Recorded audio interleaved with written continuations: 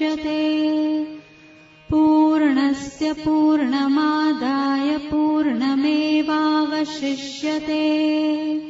ॐ शान्ति शान्ति शान्तिः।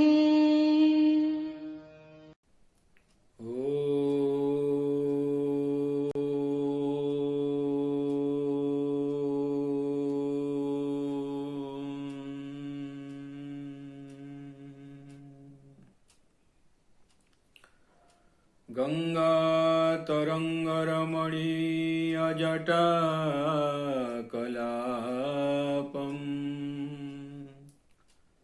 गौरी निरन्तरविभूषितवामभागम् नारायणप्रियमनङ्गमदापहारम् वाराणसीपुरपतिं भज विश्वनाथम्।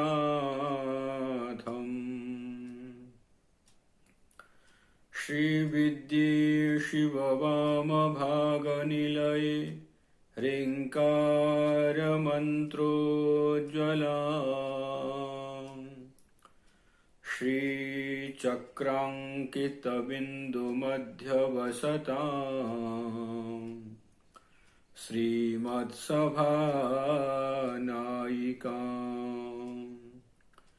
श्रीमच्छण्मुखविघ्नराजजननी श्रीमज्जगन्मोहिनी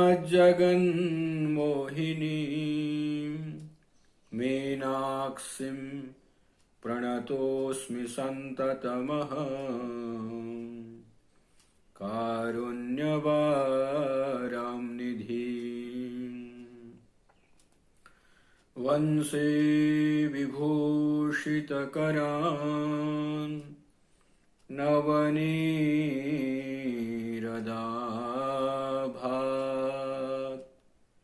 पीताम्बराधरुणबिम्ब फलाधरोष्ठात्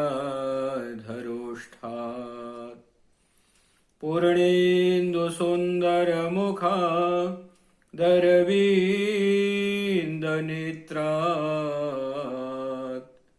कृष्णाद् परं किमपि तत्त्वमहं न जाने। गुरुर्ब्रह्मा गुरुर्विष्णुर्गुरुर्देवो महेश्वरः गुरुः साक्षात् परं ब्रह्म तस्मै श्री गुरवे नमः। तस्मै श्री गुरवे नमः। सर्वांतर्यामी परमेश्वर की असीम अनुकंपा महापुरुषों की सदिच्छा से प्रातःकाल प्रेमपुरी आश्रम ट्रस्ट के द्वारा समायोजित सत्संग कार्यक्रम में उपस्थित माताएं तथा सज्जन वृंद, हम लोग श्रीमद् भगवद गीता की 9वें अध्याय राज विद्या राजगुह्य योग के ऊपर चिंतन मनन कर रहे हैं। कल विचार चल रहा था ज्ञान यज्ञ के बारे में, लेकिन जो ज्ञान यज्ञ नहीं करते हैं, वेद में ज्ञान भी है, उपासना भी है, कर्म भी है, लेकिन जो कर्म में रुचि रखने वाले हैं कि कर्म करके हम लोग कुछ प्राप्त करेंगे, प्राप्त करने के बाद उसको भोग करेंगे, जो कामी हैं, जो भोग की कामना वाले हैं, भोगैक जीवन, भोग ही उनका जीवन है,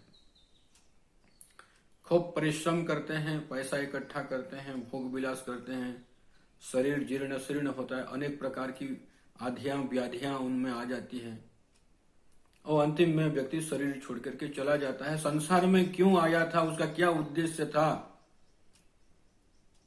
उसको वो भूल गया, क्योंकि विलासिता जीवन उसका बना। तो वेद को मानने वाले, वेद में भी कर्म कांड है और वो भी शास्त्रीय है, लेकिन शास्त्र होने पर भी निष्कामता उनमें नहीं आने से अंतःकरण शुद्ध नहीं होता है। कामना प्रधान जीवन होने से काम्य वस्तु प्राप्त हो जाती है और भोग में जो फंसे हुए व्यक्ति है उनको समझ में नहीं आता है कि इससे ऊपर भी और कुछ है। रोज भोगों को बदलते रहते हैं और उनको लगता है कि भाई नूतन नूतन सुख हम लोगों को प्राप्त हो रहा है,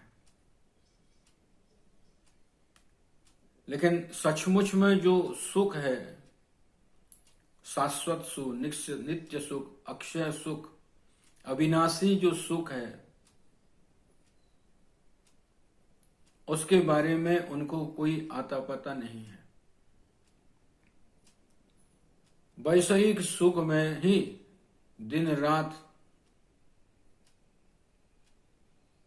नष्ट करते रहते हैं। जो आयु है वो नष्ट होती रहती है। तो इसलिए भर्तृहरि जी महाराज एक जगह पे लिखते हैं, गंगा तीरे हिमगिरिशिला बद्ध पद्मासनस्य ब्रह्मध्यानाभ्यसन विधिना योग निद्रां गतस्य किं तैर्भाव्यं मम सुदिवसैर्यत्र ते निर्विशंका कंडूयन्ते जरठहरिणा स्वांगमंके मदीये। बहुत सुंदर बात बताना चाहते हैं भर्तृहरि जी महाराज। संसार के भोग विलास को त्याग करके मैं हिमालय चला जाऊं, और हिमालय में भी सबसे जो परम पवित्र माना जाता है गंगा जी, उसके तट पर गंगा तीरे हिमगिरि शिला बद्ध पद्मासनस्य, हिमालय के किसी शिला के ऊपर, पत्थर के ऊपर मैं इंद्रियों को संयमित करते हुए, मन को संयमित करते हुए, तितिक्षा का पालन कर मैं पद्मासन लगा करके बैठ जाऊं, बद्ध पद्मासनस्य। और उसमें क्या संसार का चिंतन करना है, पोता पोती के चिंतन करना है, मकान दुकान के चिंतन करना है, बैंक बैलेंस के चिंतन करना है, मित्र बंधु बांधव के चिंतन करना है?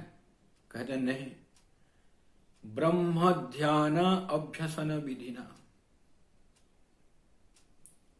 ब्रह्म चिंतन करना, आत्म अभिन्न जो ब्रह्म है, ब्रह्म अभिन्न जो आत्मा है, अभेद चिंतन। और अभेद चिंतन करते करते जो भी आप श्रवण किए थे उसका आप रोज रोज मनन कर रहे हैं, और मनन करते करते करते करते कभी ऐसी स्थिति आपके जीवन में आएगी, योग निद्राम गतस्य, आप योग निद्रा का अभिप्राय है ब्रह्म स्थिति में आप पहुंच गए, जीव भाव नष्ट हो गया। और जब निद्रा में शरीर की सुध बुध खो जाती है, ठीक इसी प्रकार जागृत अवस्था में मनन करते करते उस स्थिति में आप पहुंचे जहां शरीर की सुध बुध खो गई। अहम अस्मि परम ब्रह्म, इस स्थिति में आप हैं। और वो कहते हैं किम तैर भाव्यम मम सुधि बसेर यत्रति निर्विशंका कंडू यंते जरठ हरिणा स्वंगमं की मति। कहते मेरे जीवन में कभी ऐसा सुंदर दिन भी प्राप्त होगा कि मैं इस स्थिति में रहूं, शरीर का बोध न हो और जंगल के बूढ़े बूढ़े हिरण आकर के मेरे अंगों में अपनी खुजलाहट को दूर करे, उनको लगे कि भाई ये भी एक ठूंठ है, एक पेड़ है, शिला है, ऐसे समझ करके खुजलियां मिटाए, लेकिन मुझे पता भी न लगे, मैं अपनी स्थिति में रहूं। तो इसको कहते हैं परम सुख, परम आनंद, अक्षय प्रेम। लेकिन इससे भिन्न जो काम कामी है, भोग ही जिनका जीवन है, भोग ही जिनकी कामना है, अग्निहोत्र कर्म करके स्वर्ग में जाएंगे और स्वर्ग में दिव्य भोगों को भोग करेंगे। इस लोक में जो सुख हम लोगों को प्राप्त नहीं होता है, ऐसे स्वर्ग में वो जाना चाहते हैं। मीमांसाकार स्वर्ग के बारे में कहते हैं यन्न दुःखेन संभिन्नम न च ग्रस्तमनन्तरम् अभिलाषोपनीतं च तत्सुखम स्वपदास्पदम। वही तत्सुखम, स्व का मतलब स्वर्ग का। कौन? यन्न दुखेन संभिन्नम, जैसे इस लोक के जितने भी सुख है उसमें दुख मिला हुआ है। जैसे विष मिश्रितम अन्नम होता है, अन्न तो सुंदर दिखाई पड़ रहा है, सुगंधी भी आ रही है, लेकिन उसमें विष भी मिला हुआ है। खाने से भूख तो मिटेगी, पेट तो भरेगा, लेकिन साथ साथ मृत्यु भी होगी। तो ठीक इसी प्रकार जो सुख, पुत्र पत्नी, संपत्ति, मित्र, पद, जो सुख आप देख रहे हैं, उस सुख के पीछे दुख भी लगा हुआ है। कहते हैं पुष्प जितने सुंदर दिखाई पड़ता है, उनके चारों ओर इर्द गिर्द कांटे भी होते हैं। तो ठीक इसी प्रकार सुख में दुख मिला हुआ है। इस लोक के जो सुख है, वो कभी कभी दुख हट जाता है। जैसे आप बीमार हैं तो दवाई लेने के बाद बीमारी चली जाती है, तो आप स्वस्थता महसूस करते हैं, लेकिन बाद में बीमार तो फिर पड़ सकते हैं। स्वर्ग में कैसा है? न च ग्रस्तम अनंतरम, बाद में भी कोई दुख आने वाला नहीं है। एक तो दुख मिला हुआ नहीं है इस लोक के जैसे, और बाद में भी कोई दुख आने वाला नहीं है। कभी कभी ऐसे रहता है जैसे जवानी में व्यक्ति इतने मस्त रहता है, कोई बीमारी नहीं, माता पिता सब देखभाल कर रहे हैं, कोई टेंशन नहीं, लेकिन आगे चल करके जब नौकरी हो जाती है, शादी हो जाती है, बच्चे हो जाते हैं, तब उसके बाद टेंशन बढ़ने लगता है। पत्नी बीमार पड़ी, नौकरी में बस आपसे अप्रसन्न है, बच्चों की मांग बढ़ती जा रही है, उसको आप फुलफिल नहीं कर रहे हैं, माता पिता आपसे दूर हैं, बीमारग्रस्त हैं, बार बार बुला रहे हैं लेकिन आप जा नहीं पा रहे हैं। तो जब शादी वादी हो जाती है, नौकरी करते हैं, तो ऐसी स्थिति जीवन में आ जाती है, बाद में दुख ही दुख आपको दिखाई पड़ेगा। और तीसरी सबसे बड़ी बात वहां बताते हैं, अभिलाषो उपनीतम, मन में केवल आप इच्छा करते हैं, अप्सरा चाहिए, सामने अप्सरा आ जाती है, सुंदर भोजन चाहिए, भोजन वहां अपने आप आ जाता है। और यहां क्या होता है,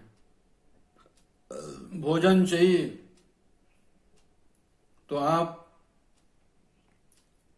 आपके पास पैसा होना चाहिए, चल करके होटल में जाने की सामर्थ्य होनी चाहिए, और भोजन करने के बाद हजम भी होना चाहिए, तभी आप स्वस्थ महसूस करेंगे। लेकिन स्वर्ग ऐसी जगह है, कहते हैं केवल अभिलाषा करो, वहां तो भूख प्यास रहती ही नहीं है, ऐसे दिव्य सुख है। तो जो कर्मकांडी लोग हैं, कर्म में ही जिनकी आसक्ति है,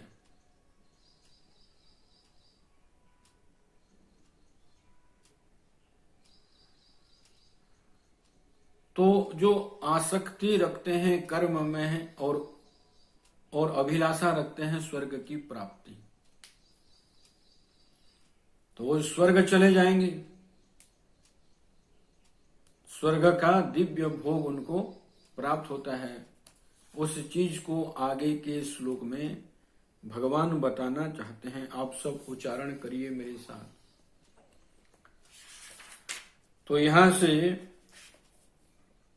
त्रैविद्यामं सोमपाः पूतपापा यज्ञैरिष्ट्वा स्वर्गतिं प्रार्थयन्ते ते पुण्यमासाद्य सुरेन्द्रलोकम् अश्नन्ति दिव्यान् दिवि देव भोगान्। कहते हैं यज्ञ इष्ट्वा स्वर्गतिम प्रार्थयन्ति सोमपाः पूतपापा ते पुण्यम सुरेन्द्रलोकम आसाद्य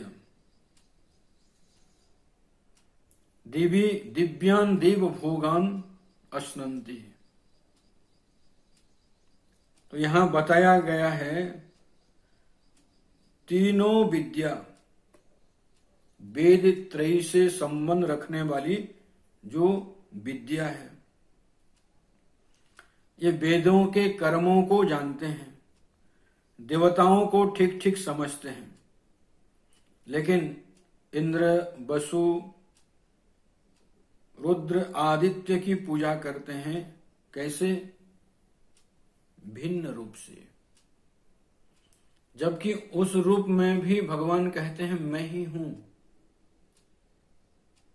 लेकिन भिन्न रूप से उनकी उपासना करते हैं, प्राप्त करना चाहते हैं। तो ये संयमी है, कर्म करने वाले हैं, आहिताग्नि है, पत्नी साथ में होने पर भी नियम से रहते हैं, भोग विलास से दूर रहते हैं। क्यों? स्वर्गीय भोग उनको प्राप्त करना है, स्वर्ग का भोग उनको चाहिए। अब आप देखो, यज्ञ इष्ट्वा, यज्ञ के द्वारा आराधना करके स्वर्गतिम प्रार्थयन्ते, स्वर्ग को चाहने वाले हैं। और वो जो वेदज्ञ पुरुष है, सोमपाहा पुत पापा, सोम रस का पान करके अपने पापों को धुल चुके हैं और पुण्य के द्वारा संपाद्य सुरेंद्र लोकम, जो इंद्र लोक है, देवताओं के जो राजा है इंद्र, सुराणाम इंद्रः सुरेंद्रः, उस लोगों को प्राप्त करके दिव्य स्वर्ग में दिव्यान देव भोगान अश्नन्ति, स्वर्ग के जो दिव्य भोग है उन भोगों को वो लोग सेवन करते हैं। देखो, आप यदि स्वर्ग भी चले जाएंगे,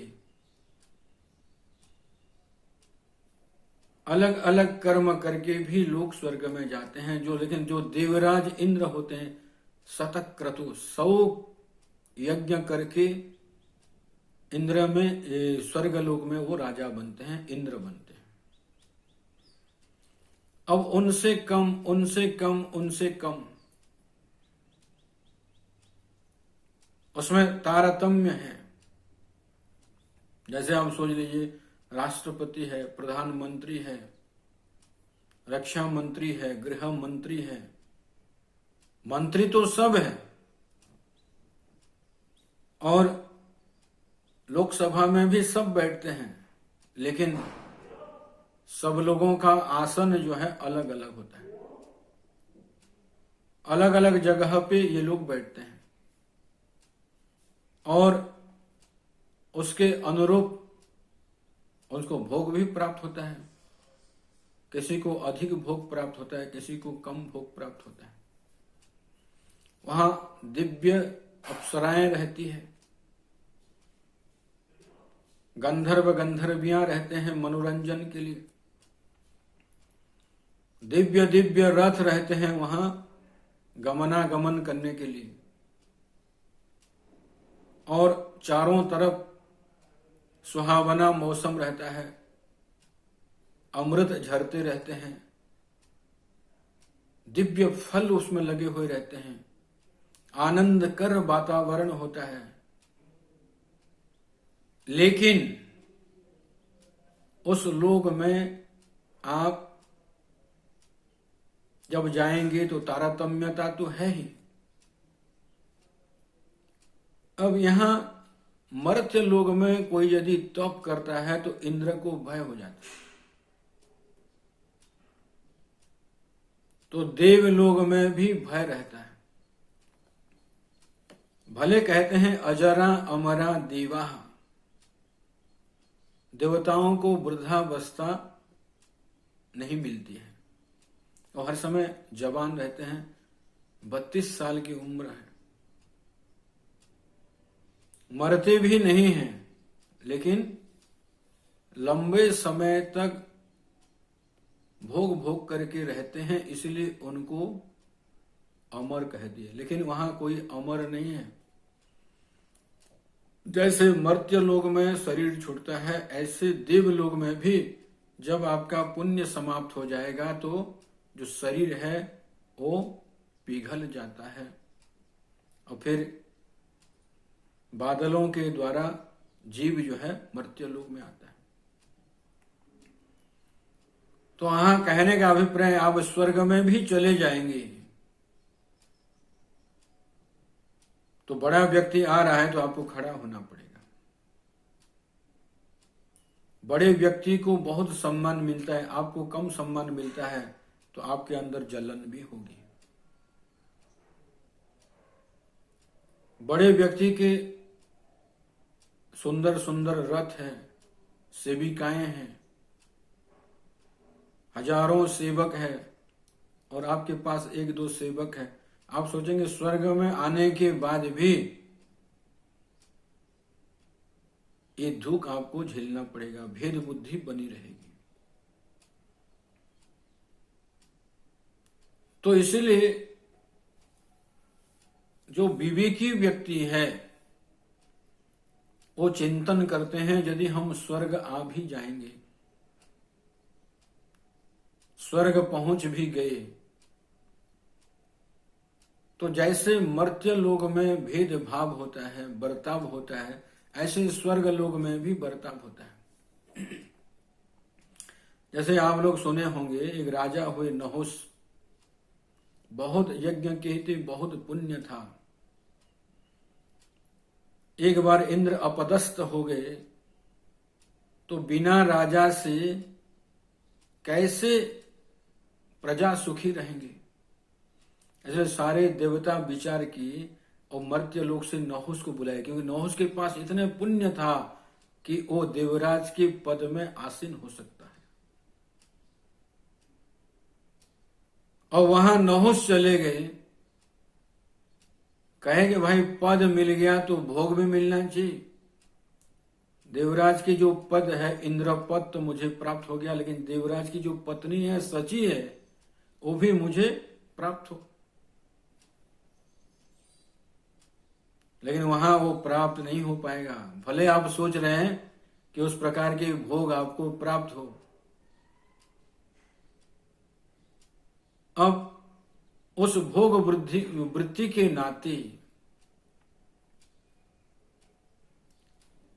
नहुस पुनः अपदस्थ हो गए, पुण्य उनका क्षीण हो गया, वहां भी बहुत जल्दी पुण्य क्षीण हो गया और फिर मर्त्य लोक में आते हैं। तो जैसी व्यवस्था यहां है ठीक उसी प्रकार की व्यवस्था स्वर्गलोक में भी है। ये मत सोचना कि वहां स्वर्ग चले गए आप अमर अजर हो गए और बहुत बड़े लाभ आपको प्राप्त हो गया। विवेकी लोग कहते हैं निस्पृहस्य तृणम जगत, स्पृहा रहित जो व्यक्ति है उसके लिए संपूर्ण जगत जो है तृण के जैसा है, घास की जो तिनका होता है, जैसे वो व्यर्थ होता है ठीक इसी प्रकार स्वर्ग लोक भी व्यर्थ है। एक बार एक राजा थे और बहुत भाव से, प्रेम से, सहृदयता के साथ प्रजाओं के सुख में सुखी और दुख में दुखी रहते थे। प्रजा को अपनी संतान समझ करके पालन पोषण करते थे। न्यायकारी, सन्मार्गी, प्रजा हितैषी और प्रजा के संरक्षक थे। साथ साथ परमात्मा की भक्ति भी करते थे। बहुत लंबे समय तक परमात्मा की भक्ति की। तो एक दिन भगवान प्रसन्न होकर के उनके सामने प्रकट हो गए। भक्त बहुत आनंदित हुए, मेरी उपासना सफलीभूत हो गई। आज मेरे इष्ट मेरे ऊपर अनुग्रह करने के लिए मेरे सामने प्रकट हैं। मनुष्य जीवन में इससे बड़ा लाभ और क्या हो सकता है। और बार बार भगवान के चरण बंदन करने लगे। भगवान के चेहरा भी खिला हुआ है, प्रसन्न बदन है। भगवान ने कहा, अरे भक्त, कोई इच्छा है तो तुम वर मांगो, मैं सर्वशक्तिमान हूं, सब प्रकार की वर देने में सामर्थ्य रखता हूं। जो राजा थे उन्होंने कहा कि प्रभु आपने बहुत कुछ दिया है, मुझे राजा बनाया है, सुंदर पत्नी दी है, आज्ञाकारी पुत्र दिया है, सेवा करने वाले, मधुर बोलने वाले सेवक मेरे पास हैं, और आपने ऐसी सुंदर बुद्धि दी जिस बुद्धि के नाते मैं प्रजाओं में सम भाव रखता हूं, तो प्रभु मुझे कुछ भी नहीं चाहिए। भगवान ने कहा, अरे विचार करो, जो भी चाहिए तो मैं दे सकता हूं। तो राजा ने कहा कि नहीं प्रभु, मेरे को कुछ नहीं चाहिए। भगवान ने फिर आग्रह किया कि अरे कुछ तो मांगो, जैसे मैं यहां आया हूं आपके सामने, तो खाली हाथ में कैसे जाऊं, कुछ तो मुझे देना पड़ेगा। तो भक्त ने कहा कि प्रभु सचमुच में आप देना चाहते हैं? भगवान ने कहा, अरे बिल्कुल सही बात है, जो भी मांगो मैं देने के लिए तैयार हूं। तो भक्त ने कहा, प्रभु जैसे आप मुझे दर्शन दिए, तो जितनी भी प्रजाएं हैं वो मेरी संतानें हैं, इसलिए आप उन लोगों को भी दर्शन दीजिए। भगवान ने कहा, अरे ये कैसे हो सकता है, ये संभव नहीं है, क्योंकि जब तक पुण्य न हो तो वहां मैं प्रकट नहीं हो सकता हूं।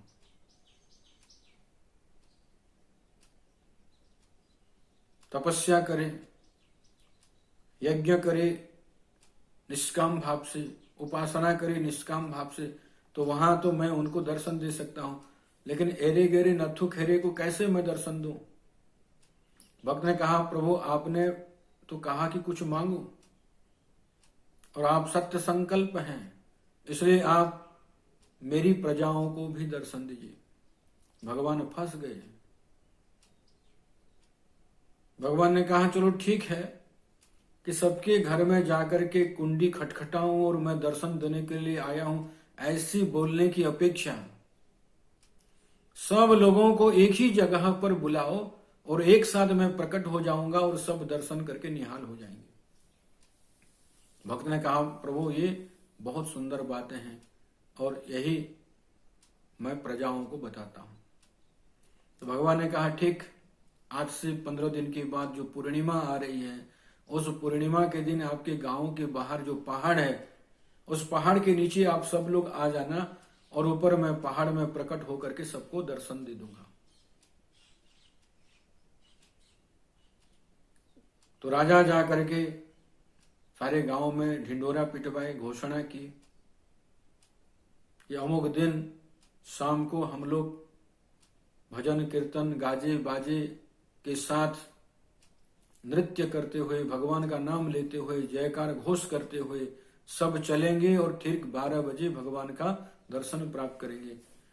और ठीक वो दिन भी आ गया, सबके अंदर उत्साह है, उमंग है, जोश है, प्रेम है, मस्ती है, आनंद है। क्यों? क्योंकि हम लोग आज भगवान का दर्शन करके निहाल हो जाएंगे।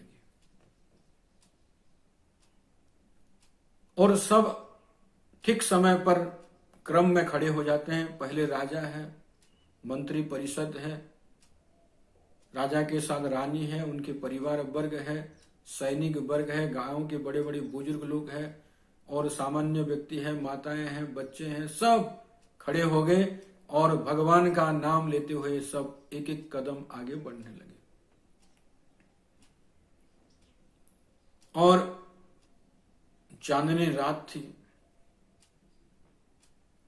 जा रहे हैं भगवान का नामाघोष करते हुए, और बाएं तरफ उनको एक पहाड़ दिखाई पड़ रहा, जिस पहाड़ में केवल बंडल बंडल नोट है। तो कुछ लोगों के मन में लालच उत्पन्न हो गया, कहे कि भाई थोड़ा थोड़ा नोट ले लेते हैं, क्योंकि भगवान का दर्शन करेंगे तो उसके बाद भूखे तो नहीं रहेंगे, क्योंकि उसके बाद भी हम लोग जिंदा रहेंगे। तो कुछ खाने पीने के भी इंतजाम जब ऐसे सहज हो रहा है तो क्यों न कर लें। तो दौड़ने लगे नोटों को लेने के लिए, लेकिन उनके पास कोई वेग नहीं था, कोई साधन नहीं था जिसमें नोटों को रखेंगे।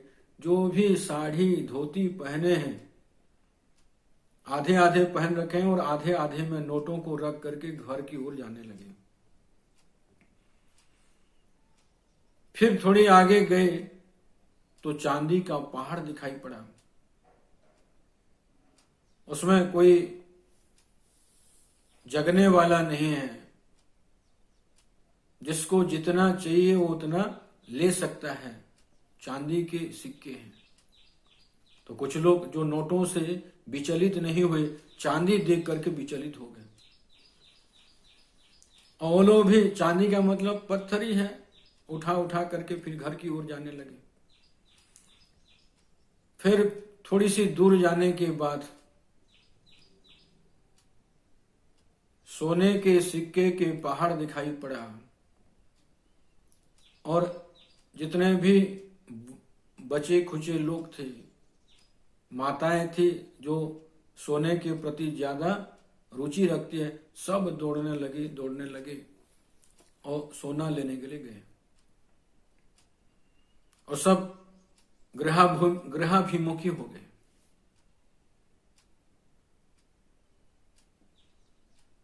और जब व्यक्ति को संपत्ति मिल जाती है ना, सब कुछ भूल जाता है। राजा देखे कि भाई इतने जय घोष हो रहा था, एक भी ना बाजा गाजा बज रहा है और ना कोई व्यक्ति है। पीछे देख के हैरान गए कहां। राजा के साथ केवल रानी ही है। राजा ने कहा देखो समय बहुत नजदीक आ गया है, हमको थोड़ा जल्दी चलना है। लेकिन सामने देखते हैं कि एक हीरे का पहाड़ जो चमक रहा है चांदनी रात में। रानी बोली कि इस प्रकार के हीरा तो हमारे देश में एक भी नहीं है, तो कुछ हीरा मैं भी लेकर के आती हूं। राजा ने कहा बेवकूफ मत बनो, समय हो गया है, भगवान का दर्शन करना है। रानी बोली कि देखो यूं गई और यूं आई, आप आगे आगे चलिए, मैं दौड़ करके आती हूँ। और रानी भी हीरा लेने के लिए चली गई। ठीक समय पर राजा पहुंचते हैं, भगवान प्रकट हो जाते हैं और भगवान राजा को संबोधन करते हैं कि हे राजा, आपने कहा था कि सारी प्रजाओं को लेकर के आऊंगा, लेकिन आप तो अकेले हैं, कोई प्रजा आपके साथ है नहीं।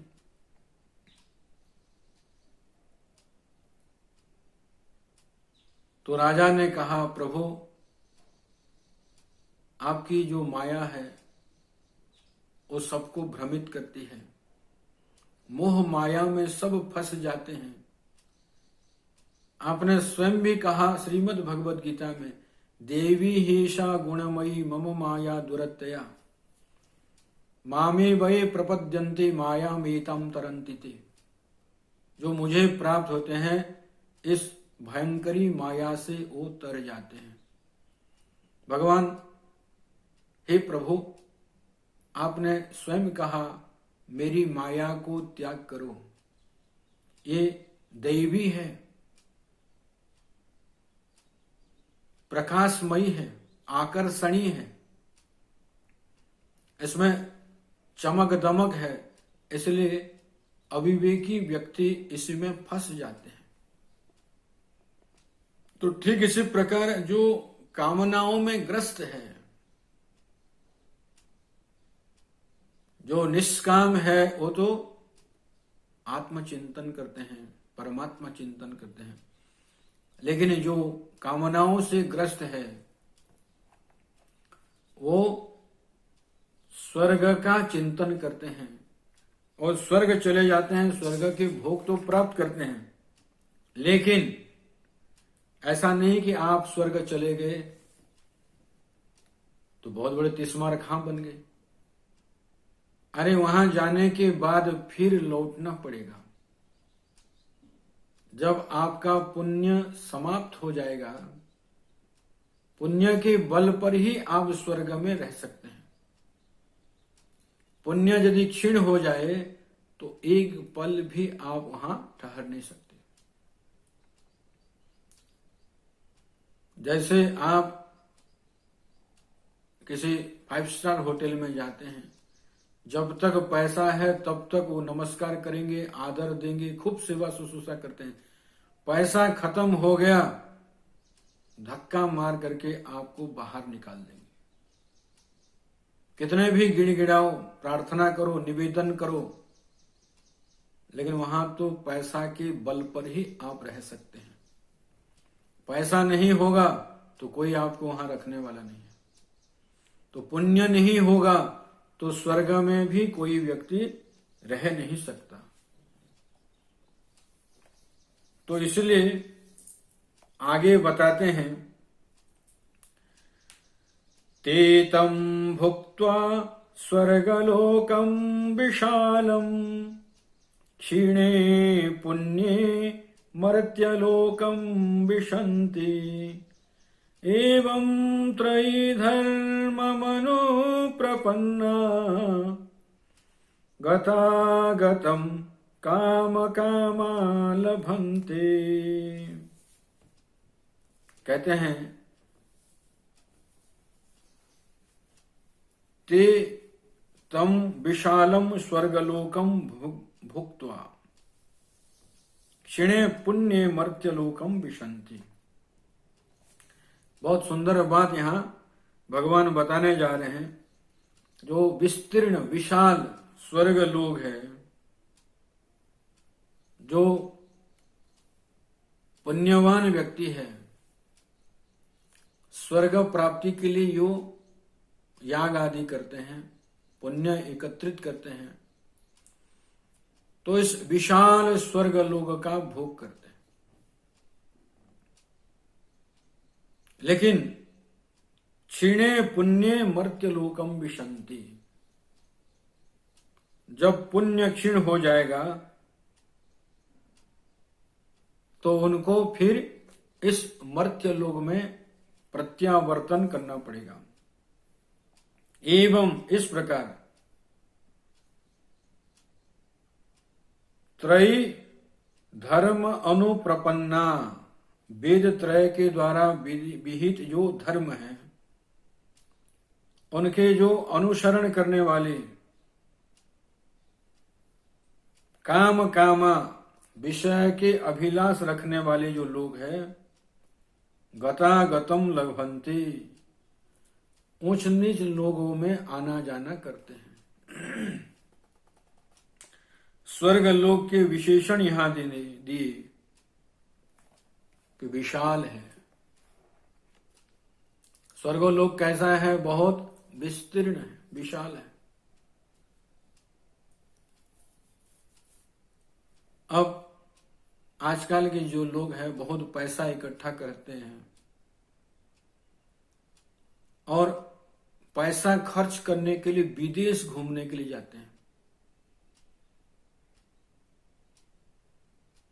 पैसा हनीमून मनाने के लिए पैसा खर्च करते हैं। अब इतने पैसा है, उस पैसा से भोग करना चाहिए। यहां वो भोग नहीं हो सकता है, दूसरी दूसरी जगह पे जा करके वो लोग भोग करते हैं। एक बार वर्तमान जो कैलाश पीठाधीश्वर जी महाराज हैं, उनके पास में बैठा हुआ था। दिल्ली से एक माता जी आई, उनके साथ में उनका सुपुत्र था। तो माता जी बोली कि इस लड़के की शादी होने वाली है, अमुक डेट पे आप आशीर्वाद करिए। तो महाराज जी उस समय आशीर्वाद दिए और साथ साथ कहे कि उस लड़के को हनीमून मनाने के लिए कहां जा रहे हैं। तो लड़का कहा है कि स्वामी जी अभी हम लोग डिसाइड नहीं किए हैं। लेकिन महाराज जी बहुत सुंदर बात उसमें बताई जो मेरे दिल को स्पर्श किया। महाराज जी ने कहा कि यार हनीमून वनीमून छोड़ो, सारे परिवार मिल करके बद्रीनाथ का दर्शन करने जाओ, वहां पूजा करो, भगवान से आशीर्वाद लो कि हमारे जो गृहस्थ जीवन है वो सुंदर बने, भगवान का दर्शन करो और जो जरूरतमंद है उन लोगों को कुछ सहायता करो, सेवा करो। देखो कितनी बड़ी बात, गहरी बात महाराज जी ने कही। और पैसा खर्च करना भी कहां करना चाहिए ये व्यक्ति को पता लगना चाहिए। भोग में यदि आप भोगे रोग भयम, आप भोग करेंगे तो रोग तो आपके पास आएगा ही। उस रोग को दूर करने के लिए और पैसा खर्चा करना पड़ेगा। तो किसी कारण से भगवान यदि आपको धन संपत्ति प्रदान किए हैं, क्योंकि वो आपका ही पुण्य है, तो उसका सदुपयोग करो, दुरुपयोग मत करो। यहां भगवान कहते हैं क्षीणे पुण्य मर्त्य लोकम विशंति, फिर पुनर्मुसिक भव आपका बनेगा। फिर जहां थे फिर वहां आ गए, तो लाभ क्या हुआ? जीवन में इतने परिश्रम करके, नियम से रह करके, संयमता में रह करके आपने अग्नि की उपासना करी, स्वर्ग गए और फिर लौट करके आ गए। क्या किए? पुण्य क्षीण करके। अब यहां कहते हैं एवं त्रयी धर्म अनुप्रपन्ना, वेद में जो कर्म बताए हैं, इन कर्मों को जैसे जैसे बताए ना, उसके अनुरूप ये लोग आचरण करते हैं।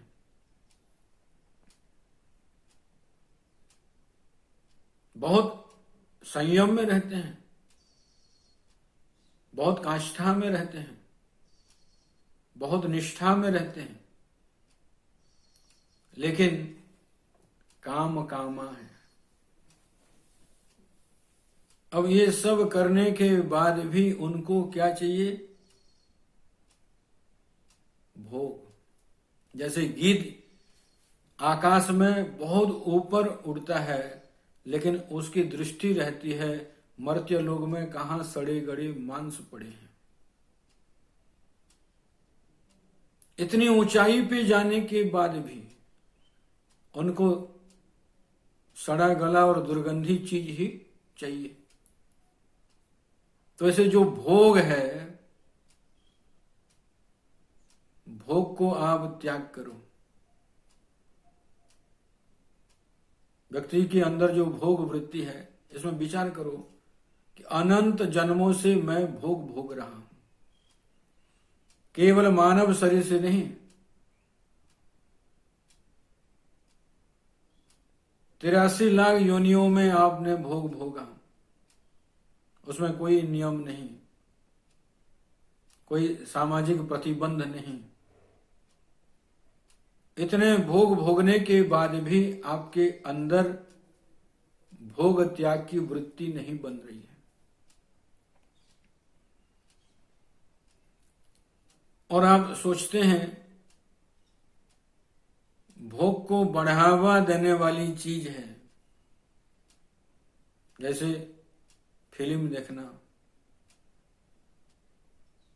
हंसी मजाक के सीरियल देखना,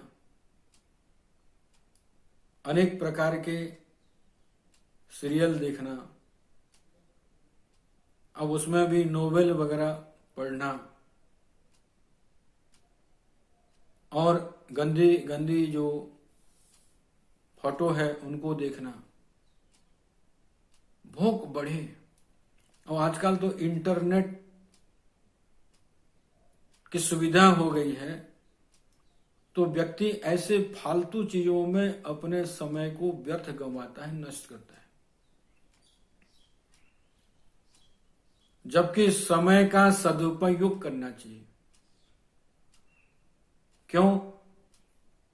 आप यदि काम कामा होंगे तो गता गतम लभंते, आने जाने की जो प्रक्रिया है वो उच्छेद नहीं होगी।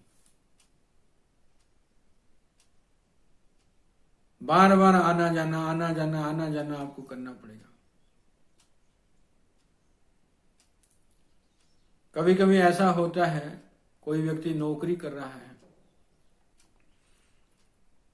गांव से दूर में है, और माता पिता बीमार हैं, तो माता पिता उनको संदेश भेजते हैं कि आप छुट्टी लेकर के आओ। वो एक दो बार आना जाना तो करता है, फिर कहता मैं इतने आना जाना नहीं कर सकता, इतनी छुट्टी नहीं ले सकता, जो भी करना है आप लोग करो। माता पिता को जवाब दे देता है। कहने का मतलब आने जाने में, छुट्टी लेने में बहुत परेशानी है, आपकी तनख्वाह कटती है, आने जाने में समय नष्ट होता है, शक्ति क्षीण होती है। तो 2-4 बार आने जाने में ही आप परेशान हो जाते हैं। वो अनंत जन्मों से आप आना जाना कर रहे हैं, उस आने जाने की क्रिया को आप यहां नष्ट करना नहीं चाहते हैं। बहुत बड़ा सुअवसर आपको प्राप्त हुआ है। तो भोग वृत्ति को त्याग करके योग वृत्ति का आश्रय लीजिए, और योग के द्वारा, योग का मतलब शरीर, इंद्रिय, मन, प्राण, इनको आप संयमित करो और बुद्धि में विवेक को जागृत रखो, आत्मचिंतन करो। चिंतने चिंतने तद्रूपता। आप जितने चिंतन करेंगे उतने आप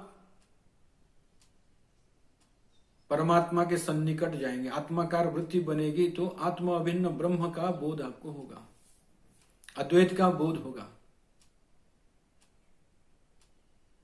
तो इसलिए जीवन को अधिक मत फैलाओ ताकि समेटने में परेशानी हो। जिस समय आप शरीर त्याग कर रहे हैं उस समय आपको कुछ ना कुछ समेटना पड़ेगा। नहीं तो जब बुलावा भगवान से आ जाता है तो लोग कहते हैं थोड़ा थोड़ा सा मैं पत्नी को बता देता हूँ, बच्चों को बता देता हूँ, कहाँ कहाँ संपत्ति रखा हूँ, कौन कौन से बैंक में कितने कितने हैं। अब संसार में अभी आपकी आसक्ति है, रुचि है, भोग वृत्ति है, अपनत्व तो गया ही नहीं है। अपनत्व जब तक नष्ट न हो संसार में तो परमात्मा अपना है, इस प्रकार की बुद्धि कैसी बनेगी। तो भगवद बुद्धि बनाइए, मन को परमात्मा में लगाइए। कहते हैं आपका जो मन है, जैसे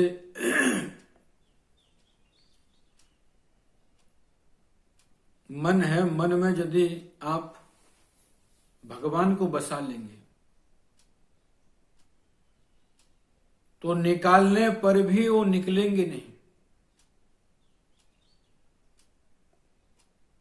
एक बार यदि भगवान प्रवेश कर लिए, एक बार निश्चयात्मिका बुद्धि हो गई तो निश्चयात्मिका बुद्धि होने पर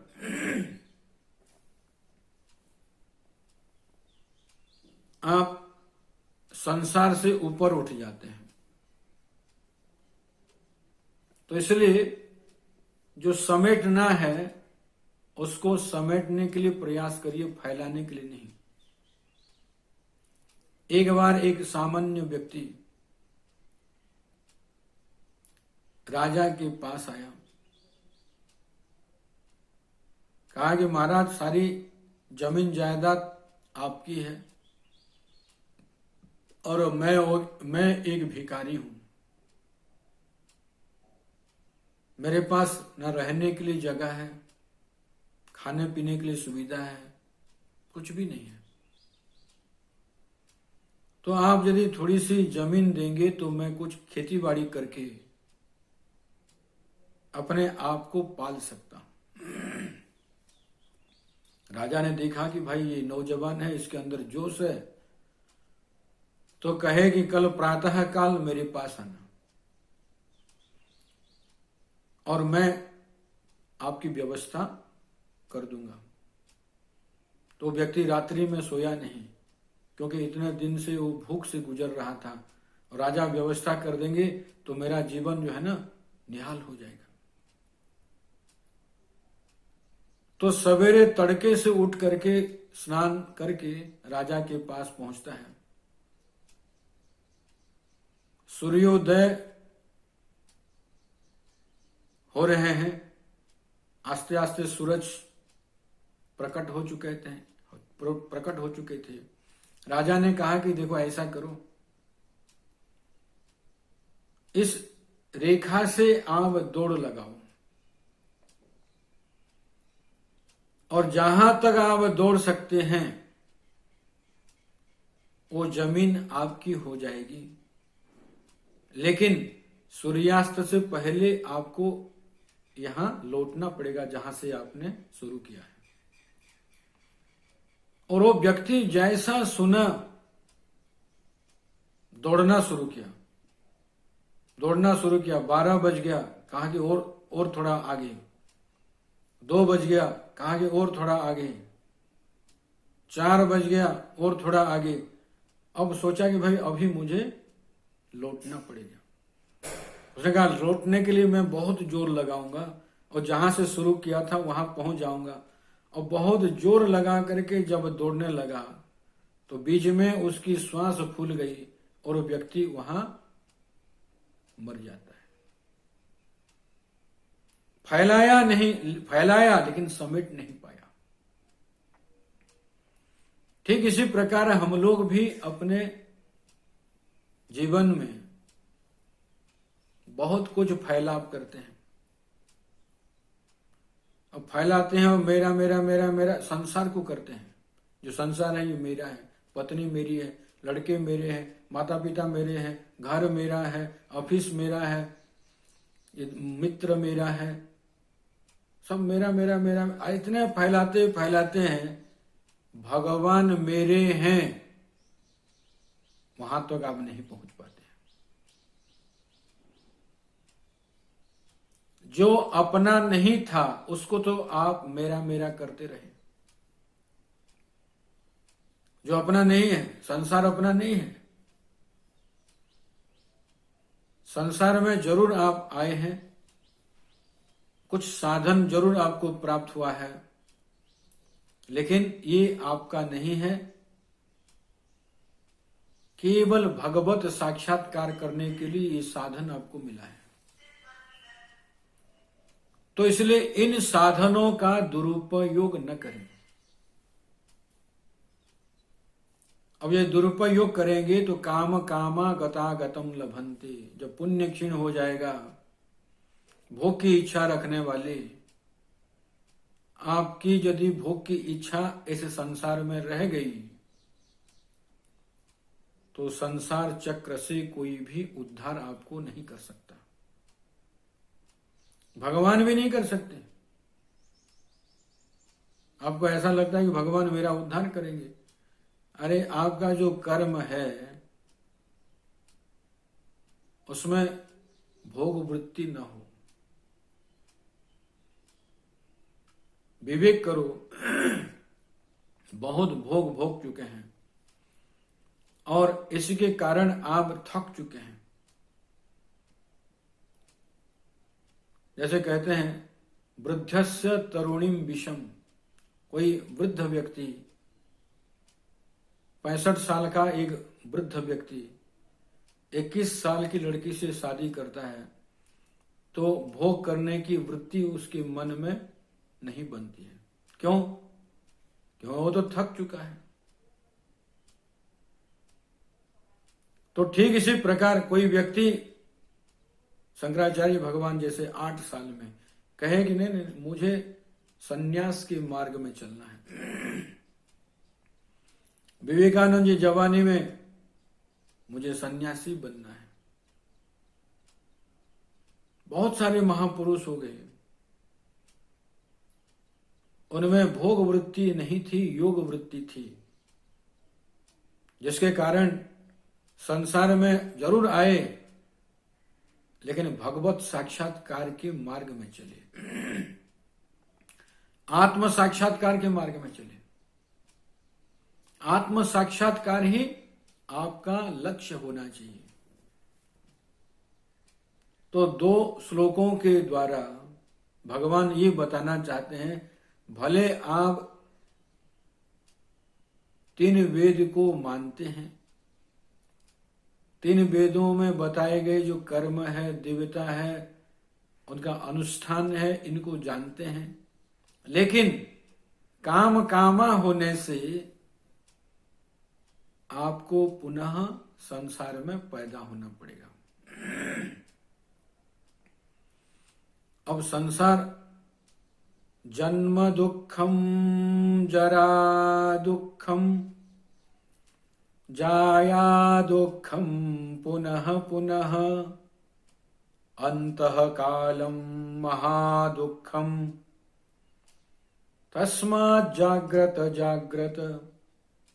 शंकराचार्य भगवान कहते हैं जन्म दुखम, जन्म दुख रूप है, वृद्धावस्था जो दुख रूप है, संसार करना दुख रूप है, जाया पत्नी ग्रहण करना। अब केवल पत्नी ग्रहण करने से थोड़ी होता है, उसके बाद बच्चे पैदा होंगे, घर बनाना पड़ेगा, व्यवसाय नौकरी करना पड़ेगा, दर दर भटकना पड़ेगा। अब ये सब काम जब आप करते रहते हैं तो आत्मचिंतन कहां से होगा? अंत कालम महादुखम। अब जिस समय शरीर छूटेगा उस समय तो असीम दुख जीव को होता है। इसलिए भगवान कहते हैं तस्मात् जागृत जागृत, आप जगो, भागो मत, जगो। संसार के पीछे आप भाग रहे हैं, संसार के पीछे आप भागते हैं, ये होगा तो सुख हो जाएगा, बस बस ये प्राप्त हो गया ना, सुख मिल गया, और कुछ नहीं चाहिए। लेकिन प्राप्त होने के बाद थोड़ा और, थोड़ा और, थोड़ा और, इस प्रकार व्यक्ति आगे आगे सरकता रहता है। जो सरकना है इसको तो संसार कहते हैं। तो इसलिए संसार को समेटने के लिए प्रयास करो। कोई बात नहीं, आपने पढ़ाई की, नौकरी की, शादी की, बच्चे भी पैदा हुए, समय का सदुपयोग करो, समय निकालो, भगवान से प्रार्थना करो कि प्रभु किसी कर्म के नाते मुझे संसार में आना पड़ा, अब मुझे ऐसी सद्बुद्धि दो, सत्कर्म करने के लिए प्रेरणा दो, ताकि उन कर्मों को करके मैं अपने अंतःकरण को शुद्ध रखूं और समय निकाल निकाल करके बीच बीच में भगवत चिंतन को प्रबल बनाओ। संसार चिंतन यदि प्रबल होगा तो जन्म मृत्यु के चक्र से आप पड़े रहेंगे, लेकिन भगवत चिंतन यदि प्रबल होगा, अंते नारायण स्मृति, अंतिम अवस्था में यदि भगवान की स्मृति हो जाए तो आपकी मुक्ति होगी, जीवन चरितार्थ हो जाएगा। इसलिए भगवत चिंतन को कभी भी छोड़ना नहीं चाहिए। कहते हैं सब छूट जाएगा तभी भी चलेगा, लेकिन भगवत चिंतन न छूटे। जैसे मीराबाई बचपन से ही भगवान के एक विग्रह को साथ में रखती थी। जब उनकी शादी हुई तो सब लोग कहेंगे अरे इसको लेकर के क्यों जा रहे हैं, तो कहते मेरे तो गिरिधर गोपाल है, दूसरा न कोई। सब मना करने के उपरांत भी मीरा उस विग्रह को छोड़ती नहीं है। अब वहां ससुराल में जाने के बाद भी सास ननद आदि बहुत कोसते हैं कि इसको छोड़ो, अपने जो कुल परंपरा में पूजा पाठ है ना उसको करो, ये क्या मेरे तो गिरिधर गोपाल करती रहती है। लेकिन मीरा छोड़ती नहीं है। तो इसी प्रकार भगवत चिंतन को छोड़ो मत, इतने प्रबल बनाओ कि वो आत्म साक्षात्कार, भगवत साक्षात्कार करें। नहीं तो व्यक्ति सब जानते हुए भी, सब करते हुए भी भोग वृत्ति यदि रहेगी तो गतागतम लभते, आना जाना उसको करना पड़ेगा। संसार के दुख से वो ऊपर नहीं उठ सकता, उसका जीवन दुखमय बन जाएगा। अब भगवत चिंतन जो करते हैं अनन्य रूप से, उनकी देखरेख व्यवस्था सुरक्षा स्वयं परमात्मा देते हैं। आगे के श्लोक में है जो हम लोग कल विचार करेंगे। ओम पूर्णमदः पूर्णमिदं पूर्णात् पूर्णमुदच्यते पूर्णस्य पूर्णमादाय पूर्णमेवावशिष्यते। ओम शांतिः शांतिः शांतिः। बोलो सच्चिदानंद भगवान की जय।